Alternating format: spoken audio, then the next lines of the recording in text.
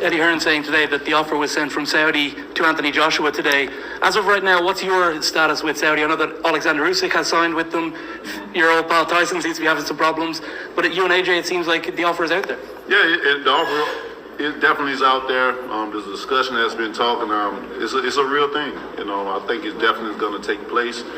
Saudi Arabia is a beautiful place to be. I know they get a lot of heat on the past activities that has went on in their country, and they understand that. But at this point in time, they really have changed a lot of the laws and a lot of the ways of things. They don't need tourists, but they want to show people their country and what they have to offer. So they've lessened up on the laws a lot over there. And for me to go over to visit to get firsthand of it, it was a beautiful place to be. And they're serious. They're legit about what they want to do and what they're trying to do. And if they do what they're trying to do, that's going to be the next big place to fight at. Last one from me. Of course, your old pal Tyson. It seems to be he's the one holding up the 4-fight deal, the 4-fighter deal.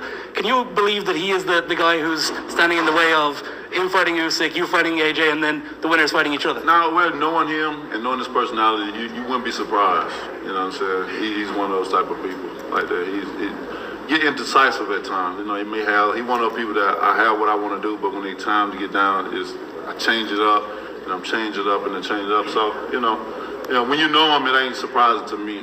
So we'll see what happens at the end of the day. If he don't sign it, me and Anthony, we'll still proceed. Is it true? Those are the words of Deontay the Bronze Bomber Wilder as he confirms that Eddie Hearn's contract has been sent over, and he's all for it. He says it's a real thing. There's no BS like back in the day.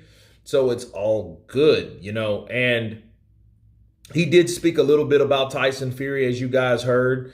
And he said, well, hey, knowing Tyson Fury, nothing surprises me because remember, he took Tyson Fury to court. And I believe that Tyson Fury knew full and damn well that he had to fight, or he was going to fight Deontay Wilder. Okay. And, him just playing the mind games with Eddie Hearn and Joshua along with Wilder, said it all. And if anybody would know who Tyson Fury is, it would be Deontay Wilder because he's dealt with him a few times. Because if you can go back on memory lane, guys, you guys should know that the first fight was supposed to show up Joshua and how hard it was to work with Joshua and Eddie Hearn, according to Deontay Wilder. So they chomped the bit at the opportunity to fight Tyson Fury coming out of retirement, fighting 2 tune-ups. And it was pretty smooth. The first fight. Now, the second fight, when they supposed to split, the precedes 50-50 after, an iconic fight in the 12th round, which made that fight pretty much. Tyson Fury decided to sign a deal with ESPN, renege on the contract that he said that he was going to agree to with Deontay Wilder, and try to counter Wilder's deal with his own deal with ESPN to bring him into that network since he was a free agent. Okay, so all that went on. And, of course, that angered Wilder because Wilder was the guy that put him on. And since then, of course, Wilder fought Dominic Breazeale and he fought Luis Ortiz for the second time, which, one was a knockout first round, the other one was a 7th round knockout.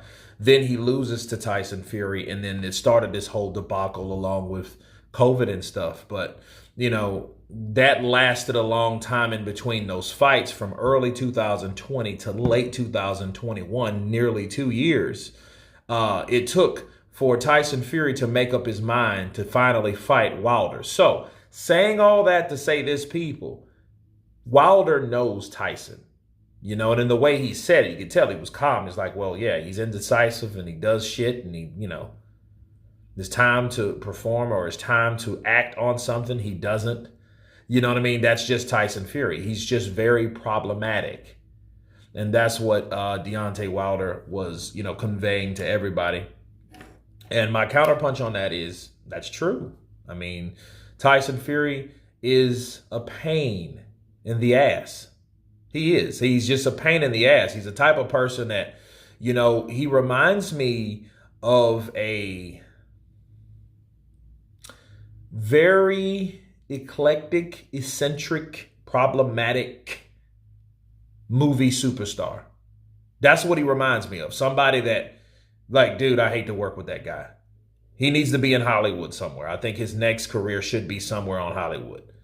You know what I mean? He may not have the patience for film because film takes a lot of patience because you do the same thing again and again and again and again. Well, I guess he fought Wilder 3 times, so he might be good at that. But anyway, you guys tell me what you think about Deontay Wilder confirming the deal with Anthony Joshua and confirming the inconsistency and the problematic attitude of Tyson Fury. Tell me what you think. Please subscribe. And you guys been Counterpunch. Peace.